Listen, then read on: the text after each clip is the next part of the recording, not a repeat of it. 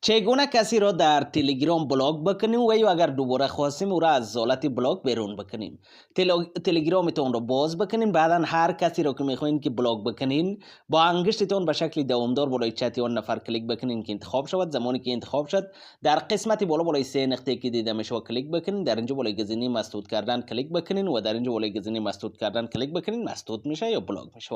حالا خواستین که از حالت بلاک بیرون بکنین، در قسمت بالا بالای سه خط که دیده میشه کلیک بکنین، بعدا در اینجا بالای تنظیمات کلیک بکنین،